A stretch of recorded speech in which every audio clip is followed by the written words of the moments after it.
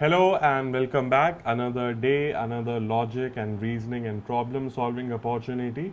And once again, I think fairly doable and easy.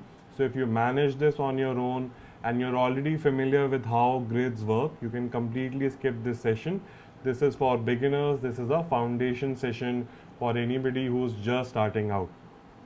For the rest of us who are starting out, even for those people, by now they should be familiar with this very basic game of matching attributes. There are 5 people in the story, they have 5 different cars: Mercedes, Maruti, Sierra, Fiat, and Audi, and they have 5 different colors: blue, green, black, white, and red. So the game by now is fairly familiar to me. The moment I see a story like this, I'm going to very quickly deploy the grid and then read the rules and fill out the grid. How the grid is filled out is half the game, and it's a very easy game to follow. Most of us should be already familiar with this, but just in case you're not, this is a full rundown. I read the rules. A's car is not black and it is not a Mercedes. So A is car, Mercedes is ruled out for A, all the other possibilities are yet open, and it is not a black car. So I will also rule out black. This is black and this is blue.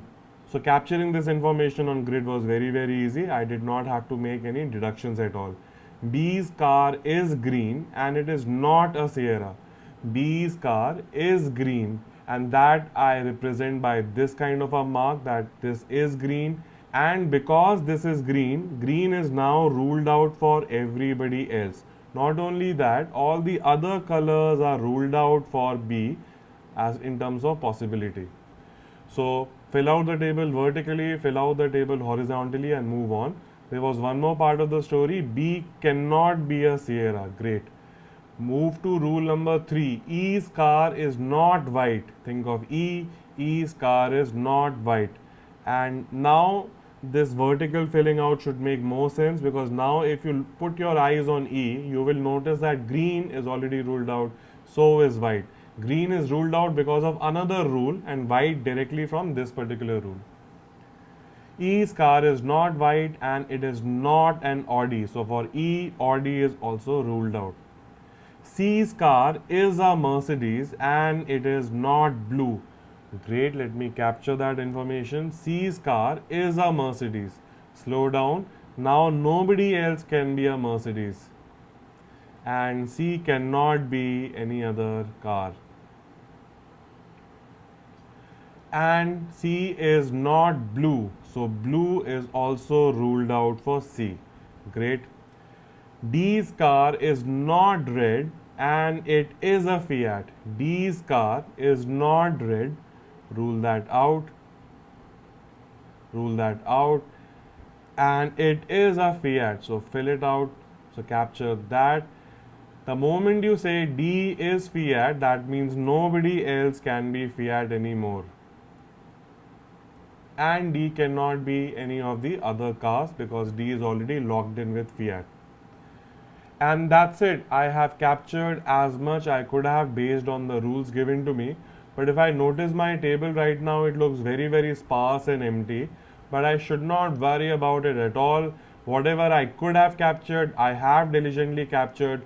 Let me now directly jump into the questions, because the questions, as I will notice, at least in this case, will have more information per question. So for each question, I will have to for each question, I will get further information about the table, but remember that information is only true for that particular question. So you might have to come back to this particular configuration.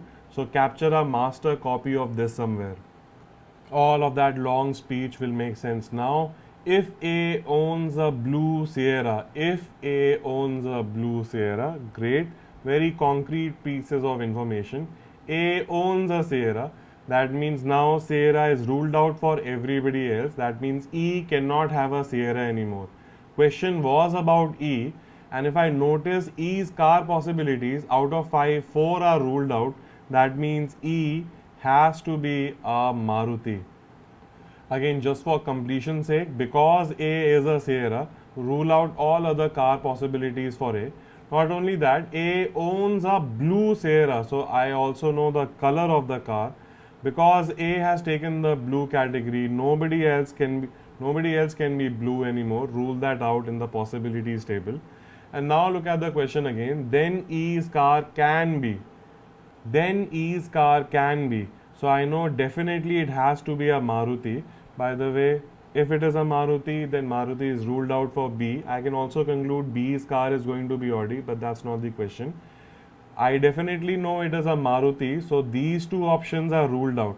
So now my question is whether it's a red Maruti or a white Maruti. So now think of the colors. White was already ruled out for the story, so it has to be the possibility scenario is definitely red Maruti only, because remember our focus, the question is can be, not definitely. So it can be a black Maruti or it can be a red Maruti. The options did not have a black Maruti, therefore my answer overall is going to be a red Maruti.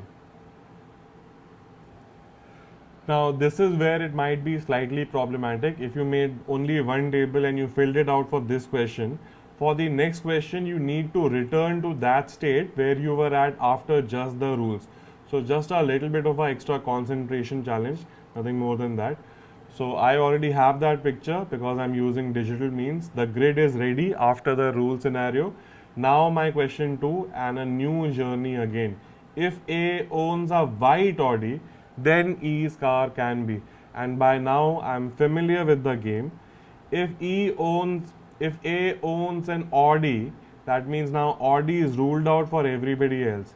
Immediately I should notice B. For B, all other cars are ruled out. That means B has to be a Maruti. And that means Maruti is now ruled out for everybody else. And that tells me finally that E has to be a Sierra. Let me evaluate my options. There is only one Sierra option, so I do not even have to consider the color possibilities, and I am done with the question. Question number 3, and back to that original reset table. Once again, very similar story. If A's car is a red Maruti, great, capture that information.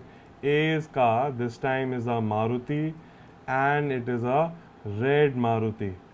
Okay, start filling out the table. If A is Maruti, nobody else can be a Maruti. That tells me E has to be a Sierra. Okay, great. And if the question is about E, I already have part of the answer that it has to be a Sierra. And Sierra now is ruled out for everybody else. A is ruled out of Audi anyway. Now B has to be an Audi if somebody requires that information, but I don't need that. Work on the color table now. All the other colors are ruled out for A, and the color red is ruled out for everybody else. And this question had an extra piece of information, and D's car is white. So I also know for sure the color of D's car is white. That means nobody else can be white.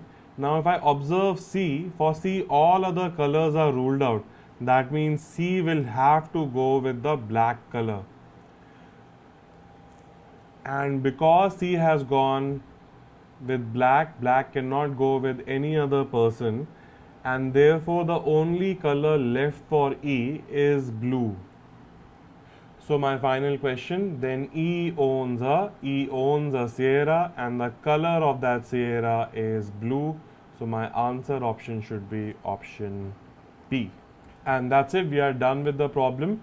Once again, very basic grid work. The only challenge was that even after the rules, you did not get a complete picture of the table like we did last time. But the question supplied me more conditional information for each scenario, and the work was increased, but the logic remained exactly the same as earlier or as basic day 0 level challenge, right? So this is it for this mini session. I will see you really soon with the next challenge in escalating order of difficulty.